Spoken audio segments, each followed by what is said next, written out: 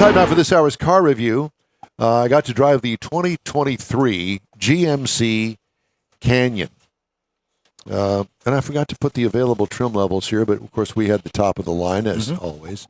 The four-wheel drive AT4X crew cab.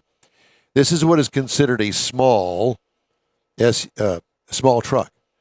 It's not. It's it's a midsize. Yeah. And actually, it's not much smaller than the trucks of old. No.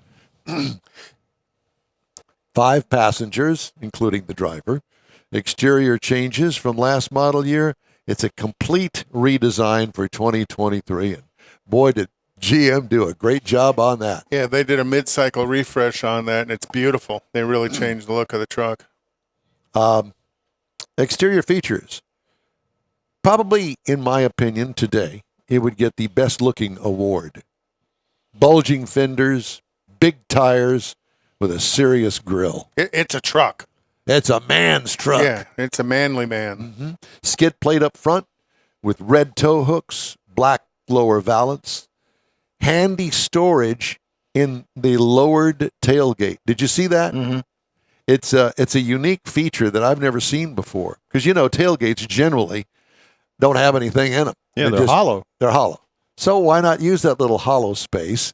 So when you lower the tailgate up toward the actual bed of the truck on the tailgate, there is a compartment that runs the entire width of the tailgate. Open it up. You can put baseball gloves in there. Wet gear, gloves, wet chains, shoes, maybe some things like tools. that. Yeah. It's not really thick. Don't get me wrong. It's a height requirement there that it's a. But something different and unique. It is. It's pretty cool, I thought.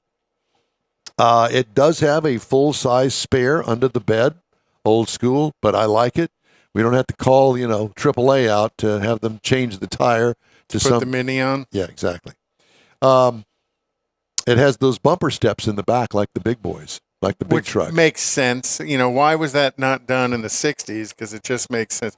It was on the step sides, and that's why they were called step sides. But that little notch in the bumper is just almost genius for its simplicity. Headed on the Avalanche. I never understood why they carried the step side bed into the modern era.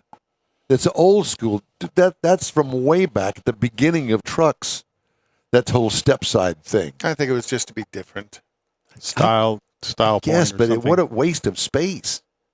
It's a waste. Anyway, it's my feeling. Wasted days and wasted nights. What could use improvement on this? Nothing. Interior highlights. Awesome dash. Faux leather accents on the lower dash. Built-in infotainment screen, and that's a pet peeve of mine when they're not built in. When they kind of extend out of the top and look kind of weird, like an add-on that the engineer forgot to do. Yep. Yeah. Awesome seating, both in look and support. They're comfortable and it works. Are you driving a new one? Yes, I got another one. I got another Canyon. Apparently, they've loaded up our supplier with Canyons. The Canyon truck came in. Yeah. So why did I get it? Because that was my question. Why did I get it? Why are you giving it to me another one? Oh, it's a different trim level. And it's amazing the difference in the trim levels between the one that I'm current. It doesn't have the X on it. The X signifies that it's really an off-roader. Dual shocks in the back. I mean, it's got all of the off-road stuff on it. This one is a mild street version of it. And it is definitely different. I'll tell you about that in my next report in a couple of weeks on this one that I'm driving now. Anyway, continuing on with this one. Awesome seating, as I said. 60-40 rear split seat. Bed is small, and it's the only one available. So don't think that you're going to get a 4x8 sheet of plywood back there because this is not a full-size pickup truck. What I liked about it, passive phone charger, easy. It's all right there. You just throw your phone in there and boom, you're done. Because I had a vehicle here last week that I actually had to shove it in there and work it around because my phone was too big for the slot that it had. Oh, do you have a cover on your phone? Yeah, and it was the cover. Yeah. Well, who doesn't have a cover on their phone? Don't tell me you don't. Oh, I've got a cover on my phone. What could use improvement? The The instrumentation display is a little small for my tired old eyes that I have to squint and not configurable like some of the other new ones are. No.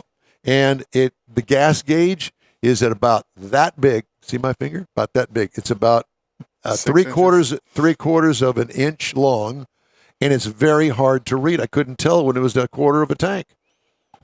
So that could use improvement there. 2.7 liter turbocharged 4-cylinder engine, 310 horsepower, 430 pound-feet of torque, 8-speed automatic transmission. It tows up to 6,000 pounds with a haul rating. With the 4-cylinder turbo, 6,000 pounds? That's actually pretty good. It is. Because that's kind of the base engine in the full-size truck now, too. Mm-hmm. Haul rating, 1,640 pounds. Miles per gallon, 16, 16, and 16. I got 17.4 over 309.2 miles. What I liked about it, plenty of power for a 4-banger. Who would have thunk? What could use improvement? Nothing. Ride and handling? Well, it's a truck, but the ride is more compliant than most trucks today. Well, and this is the off-road version, so that's surprising. That it has more travel and those high-dollar shocks. High-dollar shocks, big time. What could use improvement?